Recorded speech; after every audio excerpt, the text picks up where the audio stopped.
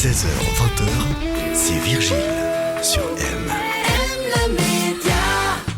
Bienvenue sur M, c'est parti pour votre rendez-vous des experts tous les jours à 17h30. Le lundi, nous parlons nutrition. Et oui, pour être en bonne santé, il faut bien manger et ce n'est pas Michael Marquis, notre nutritionniste et diététicien, qui dira le contraire. Bonjour Michael. Bonjour.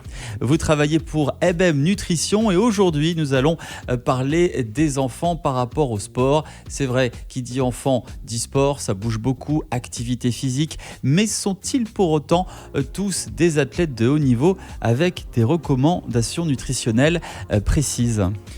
Alors non, c'est vrai que cet aspect d'activité physique, dès qu'on a 2-3 entraînements, on pense que son enfant est presque un athlète presque professionnel, si on peut dire ça. Finalement, c'est juste les recommandations de base. Donc le premier message à faire passer, c'est que les enfants doivent bouger, c'est très important. Maintenant, effectivement, il y a certains enfants, adolescents qui ont beaucoup d'heures d'entraînement et là, il y aura des recommandations spécifiques, mais pas pour la majorité de la population. Est-ce qu'il y a des besoins spécifiques pour les enfants, adolescents qui pratiquent beaucoup d'heures de sport par semaine ? Oui, alors justement, c'est quelque chose qui est finalement très complexe parce qu'on ne peut pas simplement reprendre les recommandations d'un athlète professionnel adulte et les transmettre à un enfant, tout simplement parce que l'enfant fonctionne différemment. Ils n'ont pas les mêmes besoins. Ils n'ont pas les mêmes besoins de base, mais il y a aussi d'autres filières énergétiques qui sont utilisées, donc c'est très spécifique finalement à chaque enfant, à chaque type de sport, chaque objectif. Et là, ce que je peux vous recommander, c'est vraiment de demander de l'aide et un suivi de professionnels de santé et de la nutrition. Nous avons parlé il y a quelques épisodes des athlètes adultes. Est-ce que les besoins hydriques sont pareils entre enfants, adolescents et athlètes adultes ? Là aussi, l'enfant est beaucoup moins en capacité de gérer sur la surhydratation, sur la sous-hydratation. Donc il faut faire très attention à cet aspect-là, encore plus que finalement les besoins nutritionnels. Les recommandations de base sont entre 5 et 11 millilitres d'eau par kilo de poids de corps par heure de sport. Ça, c'est la recommandation. Maintenant, c'est très vaste. On passe du simple au double. Donc, ce que je recommanderais plus, c'est de bien parler à l'enfant de l'hydratation parce qu'il est aussi moins sensible finalement à la soif. Il la ressent moins. Et plus finalement se baser sur la couleur de ses urines, prendre ce réflexe-là aussi en tant qu'adolescent athlète. Tout ce qui est hydrique, c'est bien en rapport avec l'hydratation. Exactement, l'hydratation.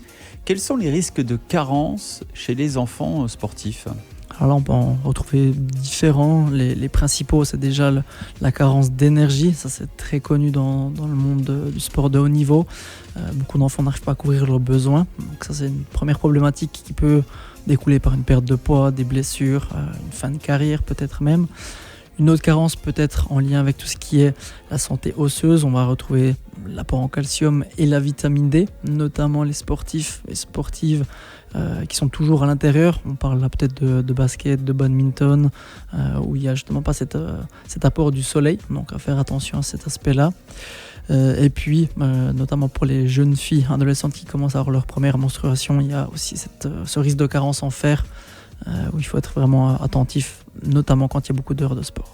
On sait que pour les sportifs, il y a un régime alimentaire spécifique, même parfois des compléments alimentaires. Est-ce que pour les enfants, les ados sportifs, on peut privilégier aussi, dans certains cas, les compléments alimentaires ?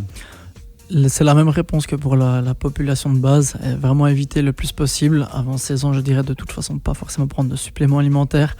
Après 16 ans, dans certains cas, pour parler peut-être de performance, quand on est déjà dans des moments assez importants dans la carrière d'un jeune sportif, on peut commencer à en discuter.